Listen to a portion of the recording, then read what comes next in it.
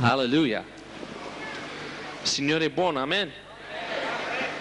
Noi abbiamo sviluppato, come Silvano ha detto, un programma per stasera, ma questa pioggia ha causato un po' di confusione per noi. Comunque penso che dobbiamo essere un po' flessibili, amen.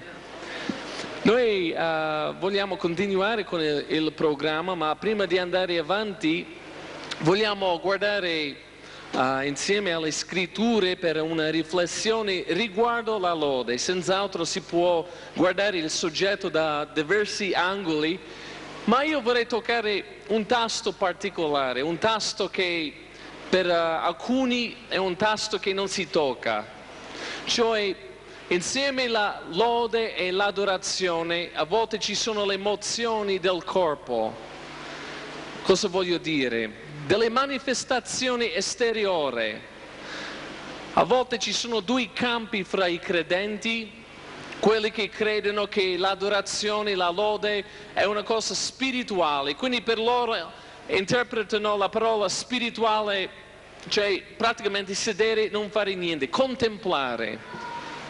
Io sono stato in Germania 7-8 anni fa e ho potuto lavorare con una comunità dove è stato inculcato questo principio di lodare il Signore in contemplazione. Noi del gruppo abbiamo una scheda, c'è un programma qui di attività, cantiamo la mattina, cantiamo alle 4, cantiamo la sera, cantiamo nelle riunioni di preghiera, cantiamo, abbiamo batteria, tamburello, sentiamo la parola, usciamo a evangelizzare, cosa facciamo? Cantiamo ancora. Ma in questa chiesa ci sentivamo un po' a disagio perché non si poteva cantare con il ritmo, perché il ritmo era qualcosa di diabolico. E quindi non si poteva usare il tamburello, non si poteva usare la batteria e la chitarra si suonava molto lineare, senza sincropati. Infatti la figlia del pastore suonava, così erano sicuri che non c'erano un ritmo sincropato, cioè che poteva creare il senso di voler battere le mani, perché era proibito. Poi ci sono altre comunità dove si fa del tutto per dimostrare le emozioni, salti, gridi, urli. E continuamente c'è un grido di vittoria, trionfo, mentre molti membri hanno dei problemi seri che sono trascurati, non curati. E quindi abbiamo questi due campi, due estremità. E sinceramente vorrei proporre stasera che dobbiamo trovare equilibrio. Questo è qualcosa che noi evangelici abbiamo disperatamente bisogno. Equilibrio, coerenza, sì. Da un'estremità si può entrare nell'intellettualismo, pensare che il Vangelo è qualcosa filosofico, qualcosa da studiare a livello intellettuale. Ma ammettiamo, la maggioranza di noi siamo stupidi, ignoranti, quindi non sappiamo neanche come avvicinare alla Bibbia in un senso intellettuale. Quindi abbiamo già perso cominciando. E poi c'è l'altra estremità di guardare le scritture in un senso emotivo, di voler stimolare emozioni, sudare, tremare, gridare. Non è che sto parlando contro queste cose, ma a volte abbiamo visto che si cerca queste cose. Abbiamo avuto riunioni sotto la tenda dove si vedeva chiaramente le chiese. Qui c'era una chiesa così pentecostale, qui c'erano quelli ferventi perché tutti tremavano in questa parte qui. E si vedeva queste distinzioni nella riunione, che mettevano enfasi sulle emozioni. E certo non è sbagliato, ma ripeto, abbiamo bisogno di equilibrio.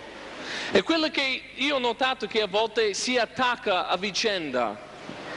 Alcuni dicono, ma quella chiesa lì sono troppo nominali, troppo indifferenti, troppo passivi, non fanno mai niente. Invece un'altra comunità fanno del tutto, ma la parola veramente è poca. Io sono stato in una chiesa e alcuni del gruppo sono andati e abbiamo soprannominato la prima chiesa di discoteca, perché tutti ballavano come in discoteca, ma quando si predicava la parola c'era poco, però c'era molta enfasi nella musica. E questo senz'altro, forse per le ragazze, i ragazzi, è piacevole, è stimolante, cioè dimostra vita, ma non è del tutto, ci vuole anche la parola, amen? E quindi equilibrio, parola, però le scritture non trascurano il fatto che per lodare Dio ci sono le emozioni. Io vorrei leggere Romani capitolo 15. Verso 8 è scritto: Or dico che Gesù Cristo è diventato ministro dei circoncisi a difesa della verità di Dio, per confermare le promesse fatte ai padri, ed ha accolto i gentili. C'è qualcuno qui che è gentile? Non penso che siamo mal educati. Comunque questo sta parlando di tutti coloro che non sono giudei. Siamo gentili non di educazione, ma perché noi non siamo giudei. E Gesù ci ha accolti per la sua misericordia affinché noi potessimo glorificare Dio. Leggiamo come sta scritto: per questo ti celebrerò. Questo è Gesù che celebrerà fra le genti e canterò le lodi del tuo nome. Chi ha detto che Gesù non canta? Lui canta, altro che canta. Canta a noi un canto di salvezza, un canto di redenzione, un canto del suo Padre in cielo. E altrove la scrittura dice: rallegratevi, o genti, col suo popolo. E di nuovo lodate il Signore tutte le genti, e lo celebrino i popoli tutti. Alleluia. Ancora Isaia dice: spunterà un germoglio dalla radice di esse, e colui che sorgerà per reggere le genti. Le nazioni spereranno in lui. Quindi qui abbiamo letto che le genti o gentili, sarebbe americani, italiani, cinesi, devono celebrare il Signore, devono ascoltare il canto di Gesù, devono sperare in Gesù, devono lodare Gesù e rallegrarsi in Gesù col suo popolo. Stasera vorrei proporre una domanda: come loda il popolo di Dio il Signore? Come lo lodano?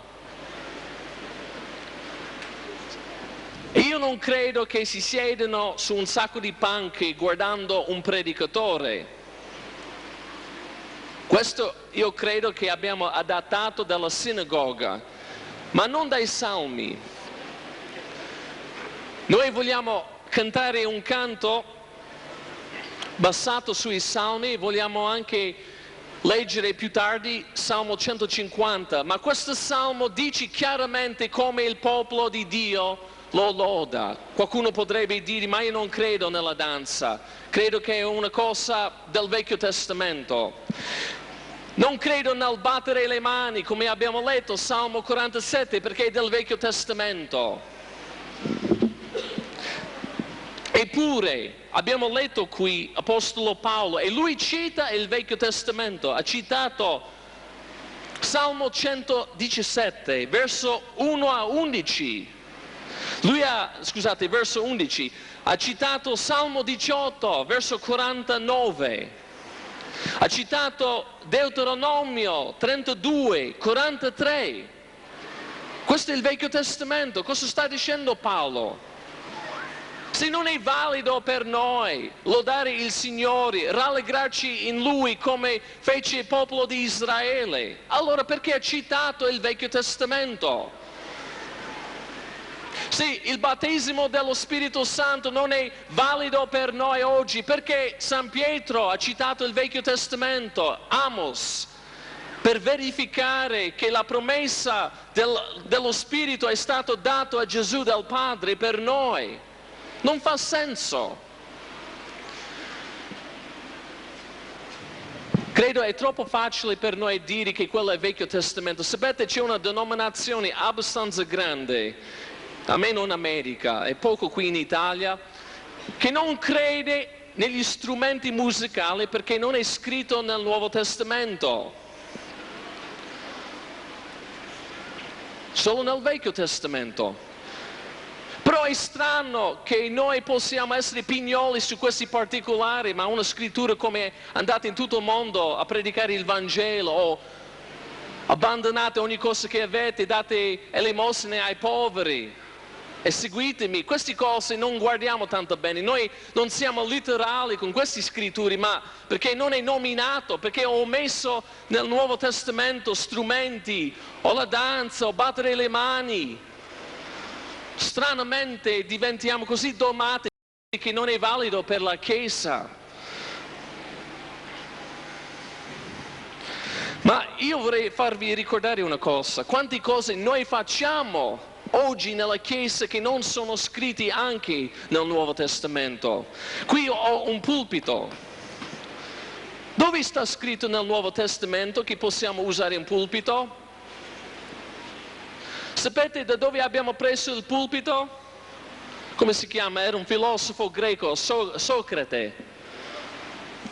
Lui ha cominciato con discorsi pubblici e i cristiani hanno imitato i greci e hanno creato questo pulpito per predicare il Vangelo. Era convenienza, era una cosa sapiente, una cosa buona.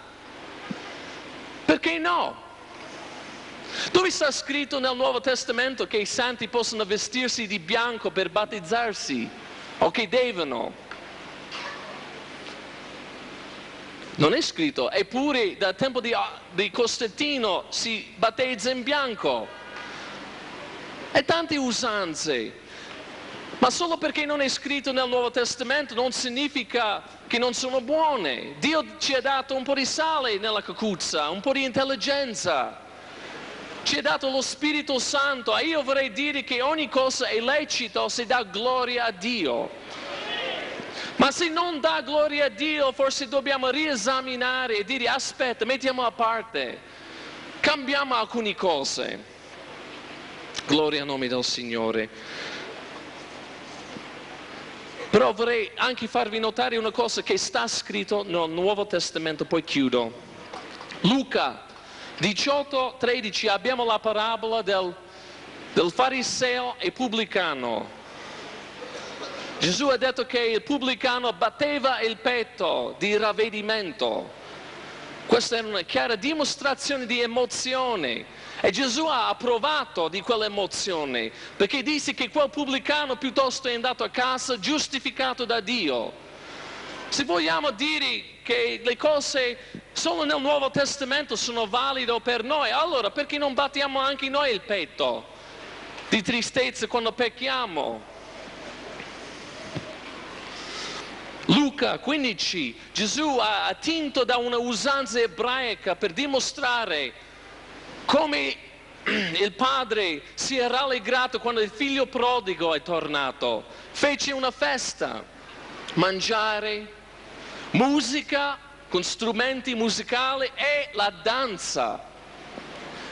E disse: così fanno gli angeli in cielo, si rallegrano, c'è più gioia davanti agli angeli quando un solo peccatore si converte. Luca 19, quando Gesù stava per entrare in Gerusalemme c'era lode, adorazione, i discepoli gridavano: Osanna al figlio di Davide, gridavano. Ma io non credo nel gridare. È una cosa emotiva, non si può fare. I farisei pensavano così e volevano far tacere queste voci. Ma Gesù ha detto: se loro tacciono, le pietre grideranno. Gesù sarà lodato. Come mai Paolo ha insegnato che voleva che tutti gli uomini alzavano le mani quando pregavano? Che significa alzare le mani? Questo non facciamo nella nostra Chiesa, questa è emozione.